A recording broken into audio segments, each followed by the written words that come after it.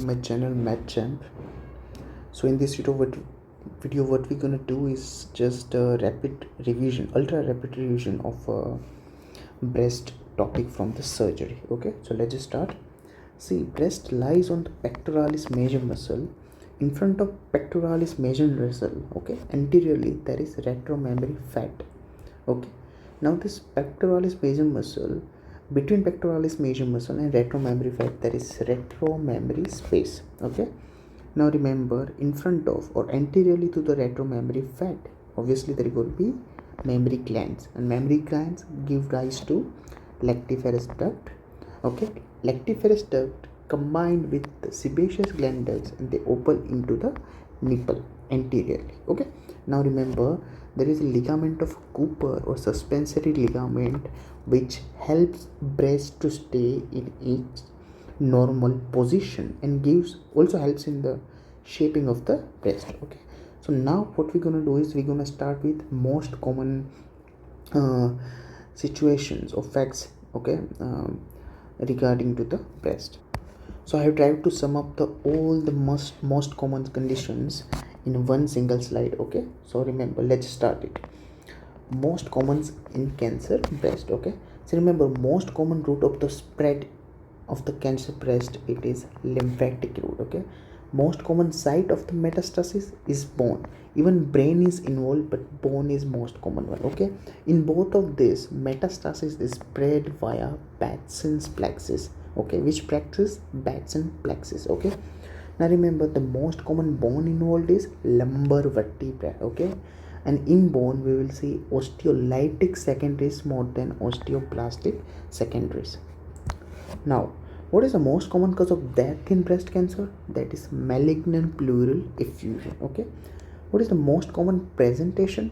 That is presence of lump.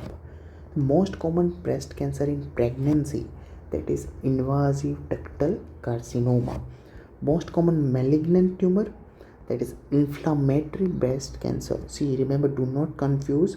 Most common breast cancer in pregnancy is invasive ductal carcinoma, whereas most common malignant oral, okay, that is inflammatory breast cancer. Okay, yes, inflammatory breast cancer.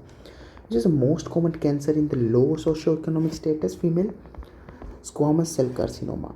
Most common breast cancer in the high socioeconomic status, that is adenocarcinoma. And remember, adenocarcinoma is also the most common histological subtype overall. Okay, the most common gene involved in the female breast cancer, that is BRCA1 gene. Most common gene involved in the male breast cancer, that is BRCA2 gene. Now, what is the most common cause of bloody nipple discharge? That is ductal papilloma. Most common cause of serous nipple discharge, that is fibrocystic breast disease. What is the most common cause of greenish or blackish or pulsaceous or glomus discharge? That is ductus ectasia. Okay, so remember again, most common gene in female, that is BRCA1. How to remember BRCA1? Ladies first, okay, and in men always, men's are always second. The BRCA2, this is just to remember. Okay guys, don't take it seriously. Okay, so most common gene involved in female, that is BRCA1. Most common in male, BRCA2. Bloody nipple discharge seen in ductal papilloma. Serous nipple discharge seen in fibrocystic breast disease. Greenish or blackish or pulsaceous or glomus discharge, that is ductus ectasia. Now remember, ductal papilloma is a benign condition. Okay, and treatment of ductal papilloma is microdorchectomy. Okay, microdorchectomy. Now, what is the treatment of ductal ectasia?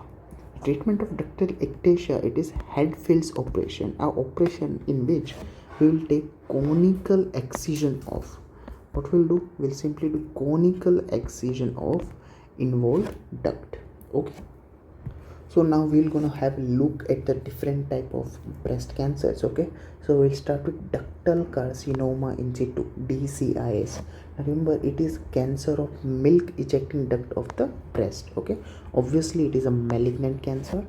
There is presence of calcification. What kind of calcification? There is presence of microcalcification. What is microcalcification? A calcification less than 0.5 millimeter of size. The screening of DCIS is done with the help of MRI. Screening of DCIS is done with the help of MRI. So on treatment, see, if the mass is not palpable, first we have to localize the mass with the help of mammography, okay, and then we will do needle excision. Okay, what if the mass is palpable but less palpable? Then we will do lumpectomy. And if high grade mass with proper disease, we will do lumpectomy plus radiotherapy. Again, what is the treatment of DCIS? If non-palpable mass, we will localize it first.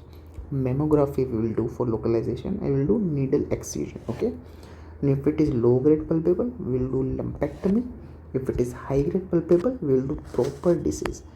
High grade palpable, a proper disease, we will do lumpectomy plus radiotherapy. Okay, now remember DCIS. Okay, invasive DCIS, invasive ductal carcinoma in situ.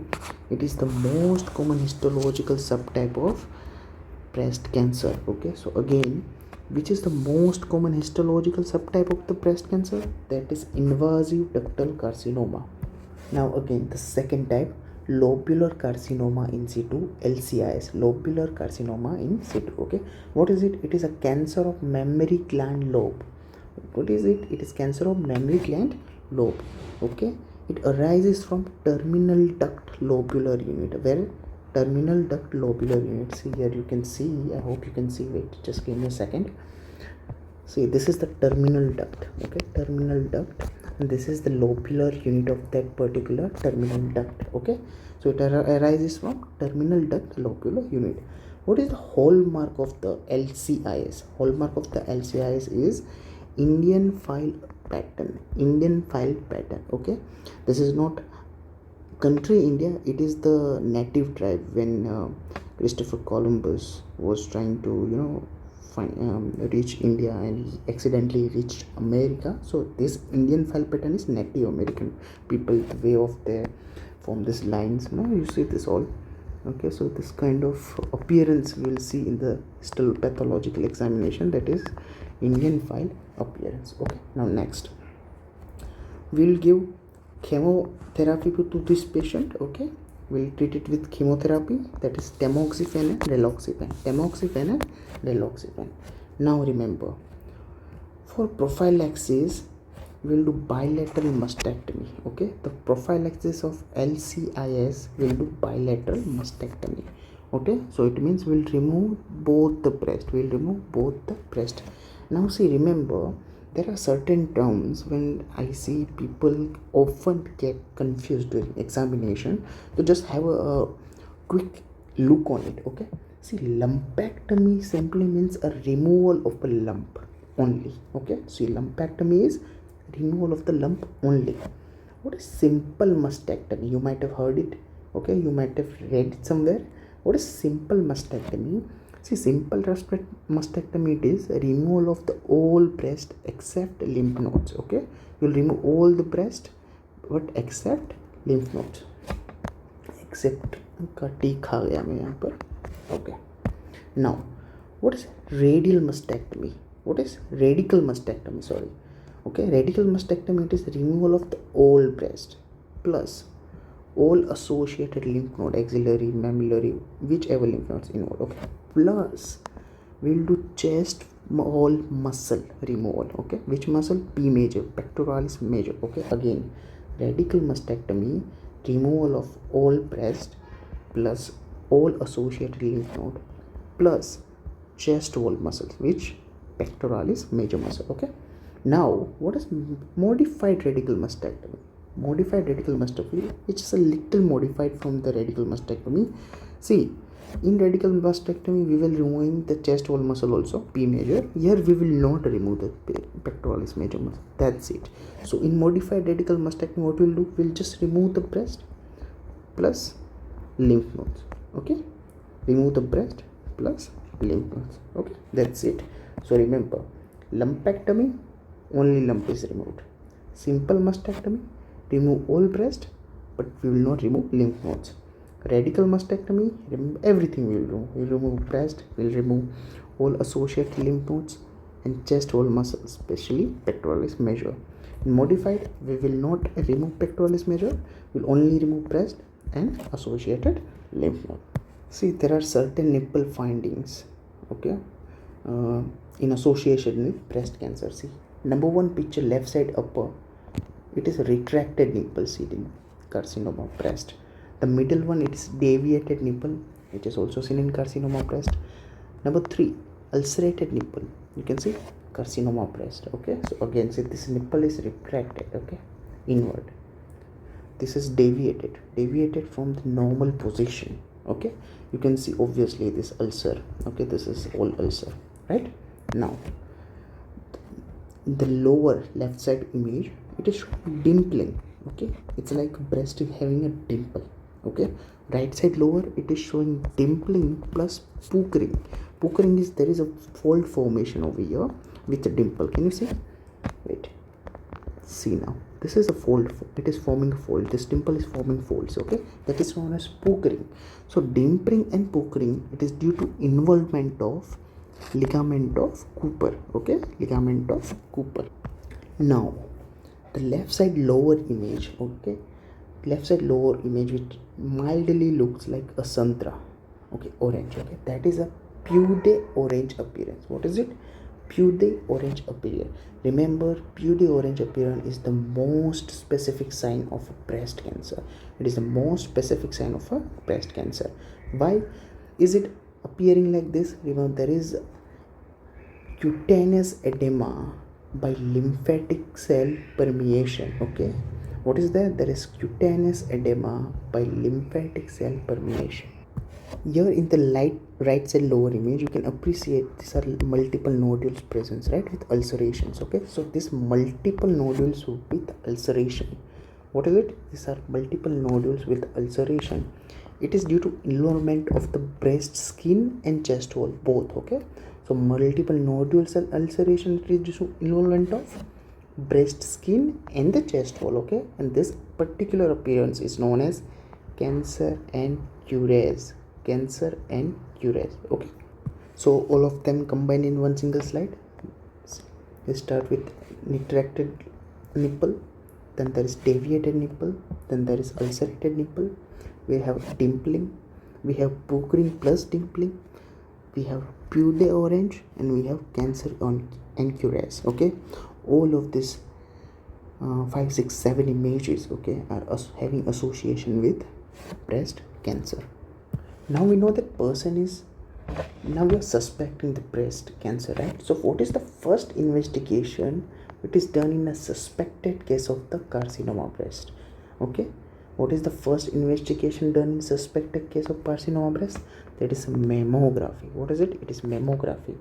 Now remember, what is the investigation of choice for screening of the breast cancer? What is the investigation of choice of the screening of the breast cancer? Again, mammography. Okay, but there is one exception.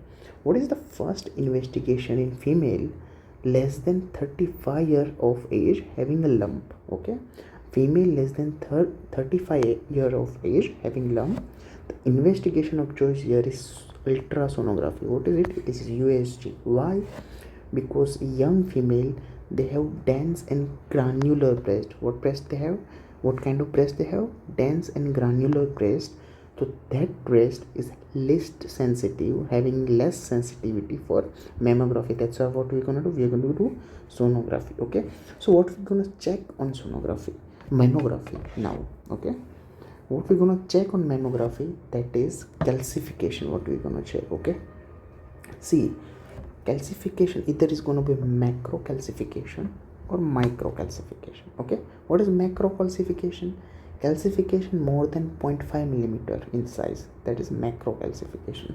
Micro calcification is calcification less than 0.5 millimeter of size. Okay, see, macro calcification is seen in a condition known as fibroadenoma. Obviously you all know it is also known as breast mouse. Okay, what kind of calcification? Your favorite question, popcorn calcification. We'll see popcorn calcification. Okay, so here it is clearly shown, a popcorn shape. Where is it? Yeah, popcorn cell calcification. Okay, that is fibroadenoma.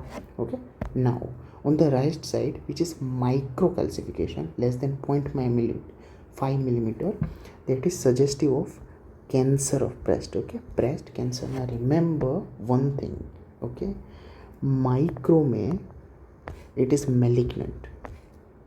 Micro is malignant. Okay, microcalcification are malignant, even though they are so little in size, they are malignant. But one which is macro, okay, macro, that one is mostly seen in fibroadenoma, least malignant condition. Okay, although now remember screening. Okay, wait a second, sorry. Now remember screening with mammography. Screening with mammography is done at the age of 45. Means we will start screening by the age of 45. After then onwards we will do annually. Okay, screening is done annually. Okay, how much is the radiation exposure with mammography? What is the radiation exposure with mammography? It is 0.1 centigrade per study. Okay, it is 0.1 centigrade per study. Study का T खा गया मैं यहाँ पे, I think so, just you dy. Okay, chalo, it's okay, you can understand. So the radiation exposure, okay, radiation exposure with mammography, how much? That is 0.1 centigrade per study. Okay, which is almost equal to 4 x-rays, 4 chest x-rays. Okay, now we'll also study some other investigation in breast cancers. See, USG sonography, it is the first investigation in female less than 35 years of age. Okay, it is the first investigation in female less than 35 years of age. Okay, remember it is also the first investigation in a pregnant female.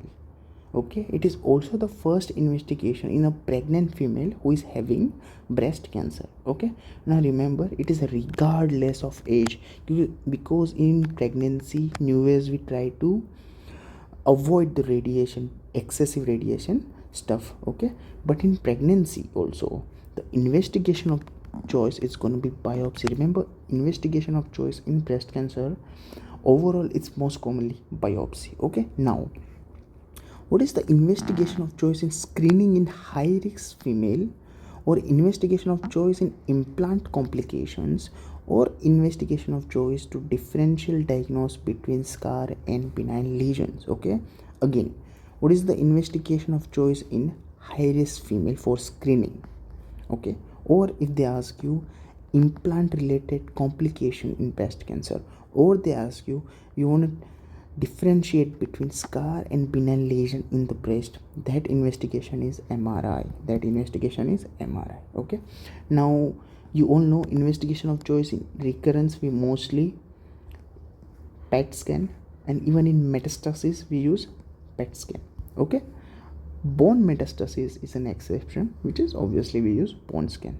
Okay, just remember this thing, USG sonography, if it is female less than 35 year old with lump, we do not do mammography, we do ultrasonography. Okay, now how will treat a breast cancer? Normally what we do, any malignancy, either we'll give chemotherapy, or neoadjuvant therapy before surgery, and after surgery radiation, right? So that is what we're gonna do.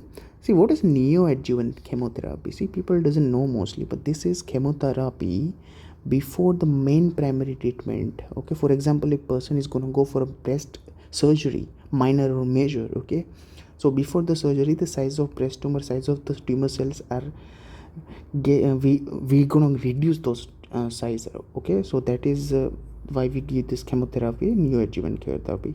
Okay, now what surgeries we do?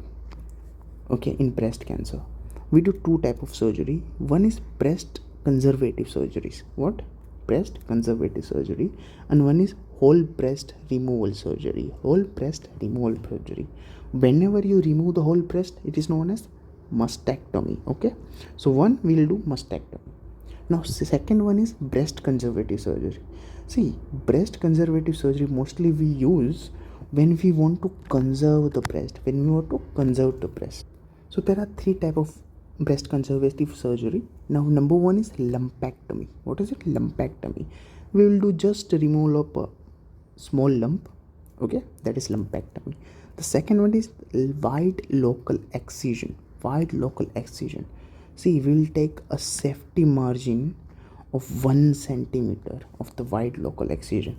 So here you can see in the image, this is whole lump, and we will take extra 1 centimeter margin from every side, okay. So in wide local excision we'll take 1 centimeter margin, okay. Now the third one in conservative, it is quadrantectomy. Quadrantectomy, it is a removal of a quadrant. Removal of a quadrant, that is quadrantectomy, okay. So in breast conservative surgery, lumpectomy, we remove the lump. Wide local excision with 1 centimeter margin, or quadrantectomy, a removal of a whole quadrant. That is quadrants, will remove a whole quadrant.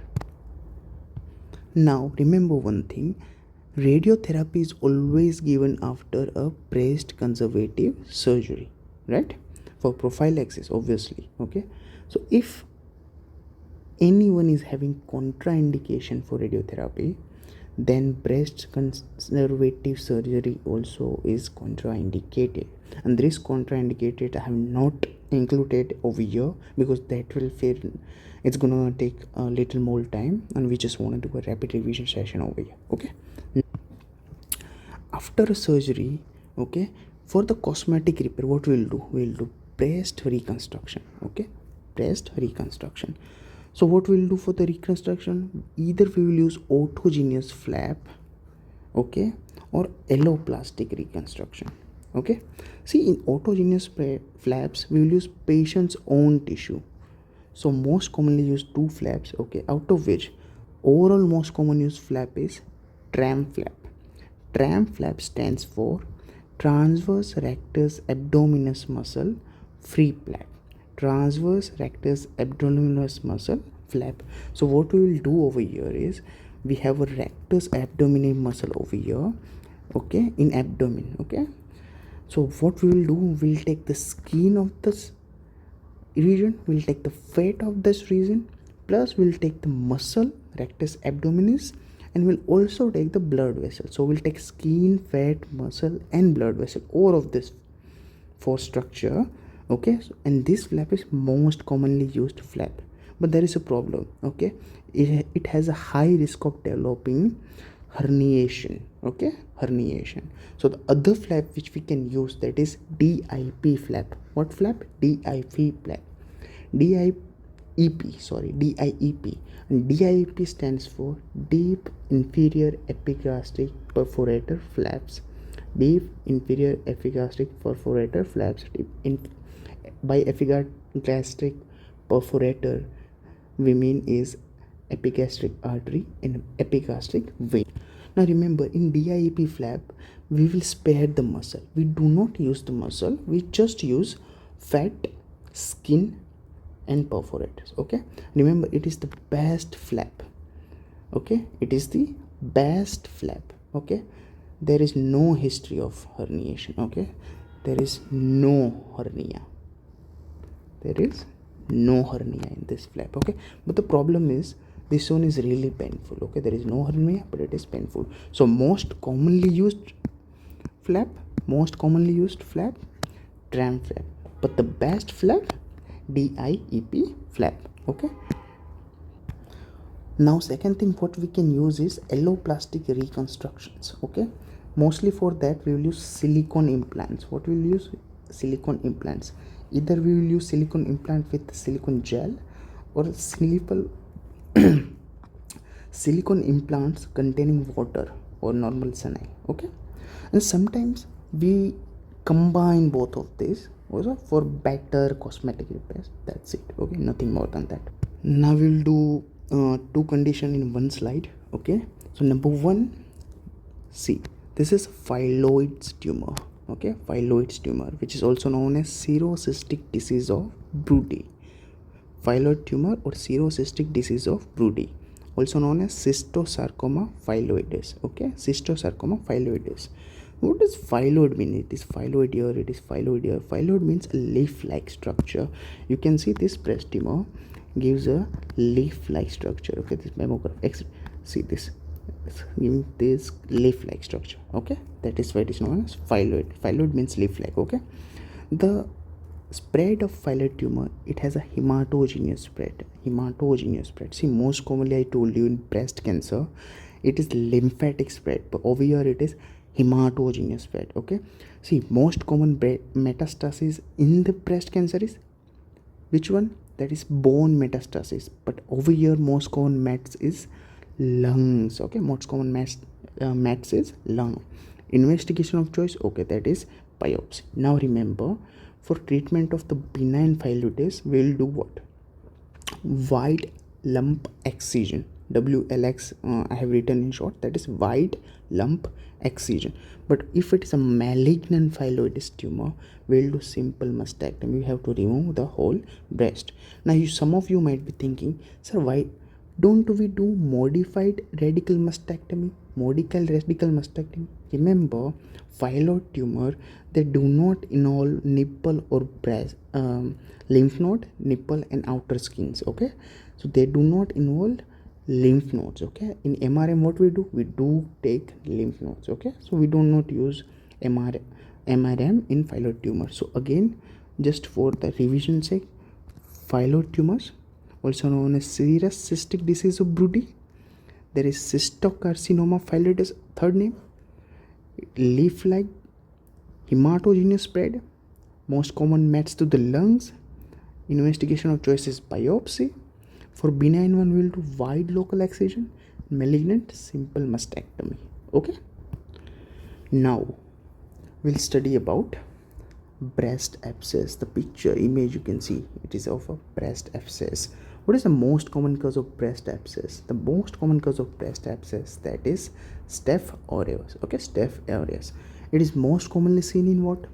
It is most commonly seen in lactating females. Okay, who are primigravidas, who does not know properly how to feed their baby. So initially, okay, नई pregnancy है, okay, नई new birth, तो they having problem like for feeding. Okay, so that's why faulty techniques of lactation in short. Okay, so the breast abscess most commonly caused by Staph aureus in lactating female, mostly primary. Treatment of it is done over here in the right side image below. Incision plus drainage, and we'll give antibiotics like cloxacillin, dicloxacillin. Now the another image which I have shown over here, okay, that is Monders disease. Okay, Monders disease. Okay, what is it? Monders disease, it is superficial thrombophlebitis of inframammary veins. Superficial thrombophlebitis of inframammary veins. You can see these veins over here. Okay, they are swollen. You can see this is Monders disease. Okay, now the other image on the right side. Okay, what is this? This is periductal mastitis. Okay, or recurrent subareolar abscess in this condition. Okay, simply it is known as Zucker's disease. What disease it is? Zucker's disease. Okay, what we will see? We will see periductal abscess. Okay, see in the left lower image, inside the image, major image, it is periductal abscess shown over here. Okay, it indicates Zucker's disease. Okay, what is it? Zucker's disease. What is the treatment of Zucker's disease?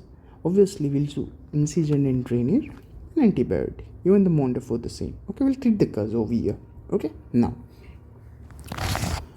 the other image. Okay, this will be better. Nice. So what is the disease shown here? What is the disease? Paget's disease. And what is the Paget disease? It is eczematous eruption of nipple. Okay, so remember, you can see over here nipple, eczematous curse. Okay, eczematous curse. There is one skin condition. Okay, which is the skin condition? Superficial spreading malignant melanoma. Somewhat it resembles like the same. Okay, like the same as Paget disease. Okay, so how will we differential diagnose between them? See, Paget disease is positive for a marker carcinoembryonic antigen, CEA, whereas Superficial spreading malignant melanoma is positive for S100. Okay, so for Paget disease, remember the Paget disease, it is the eczematous eruption of nipple. The marker is CEA. Okay, differential diagnosis, superficial spreading melanoma, which has marker of S100. Okay, on biopsy we will see Paget cells, abnormal cells, Paget cells. Okay, what is the treatment of Paget disease? We'll do simple or total mastectomy. Simple or total mastectomy. Okay. Now see, I left this breast cancer intentionally because we often get confused with other breast cancers. That is why I left this cancer earlier. Okay, so what is this? This is inflammatory breast cancer. Inflammatory breast cancer. Okay, it somewhat confuses you with breast abscess, but it is not. Okay, so that is why it is also known as mastitis carcinomatosa. Mastitis carcinomatosa. Okay, it mostly resembles stage 4D or 3B. Okay, what is it? It is locally advanced breast cancer. Locally advanced type of breast cancer.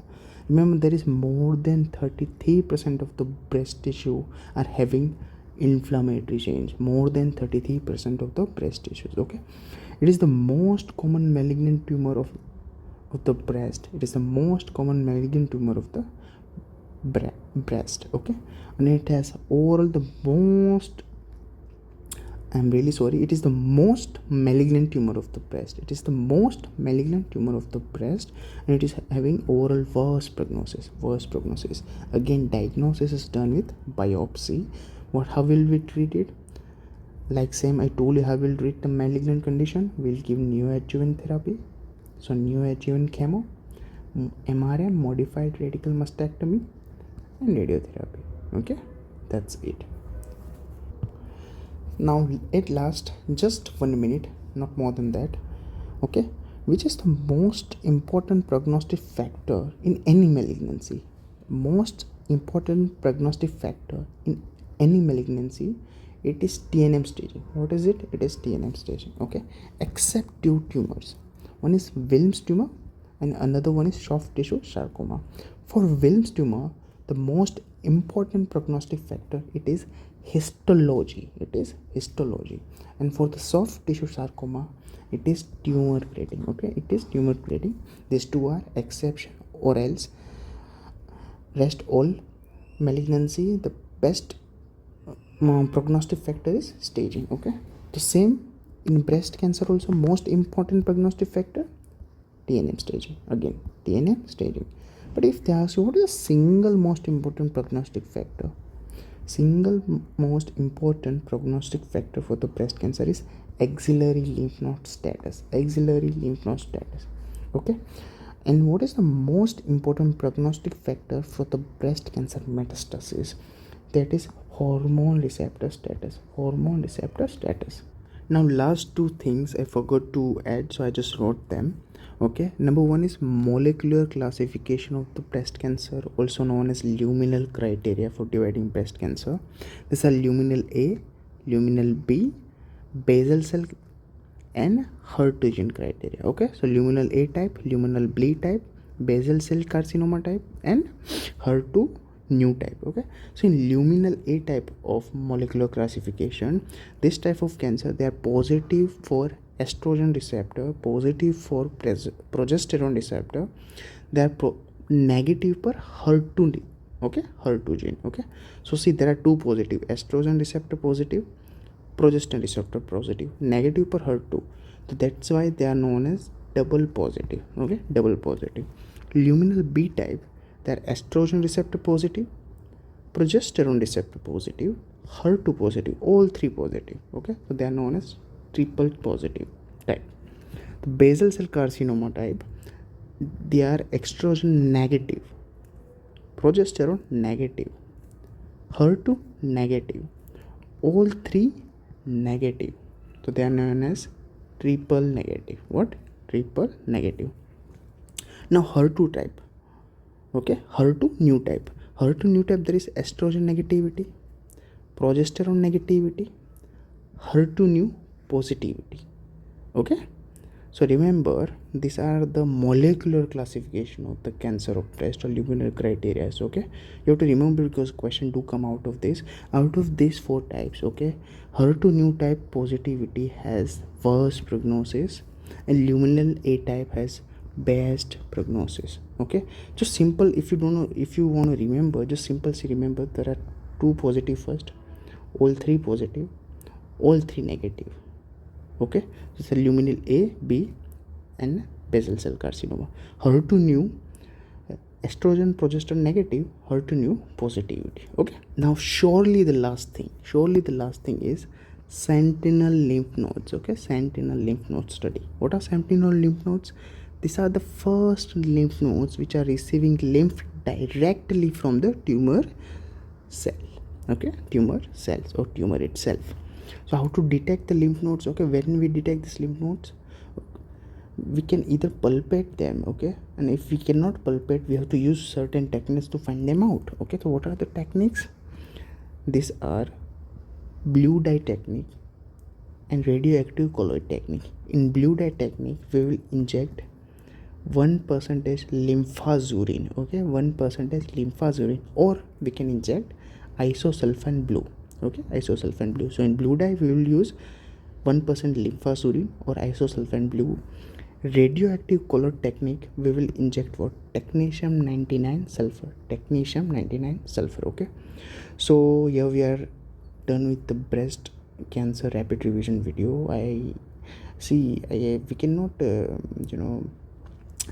concise the whole breast cancer lecture in just 30 to 40 minutes. It's a hell lot of stuff out there remaining. Okay, but these are the main point which you must read and go to the examination. Okay, if you like the video, please do subscribe to my channel, to comment inside the comment box, share with your friends. Okay, and just write in the comment box what else you want me to make video. This is my first video, so I hope if there is a mistake or lagging, or there is some pronunciation mistake or spelling mistake, whatsoever it is, just comment in the section below. I will try to improve myself in the next videos. Okay, thank you so much. Jai Hind.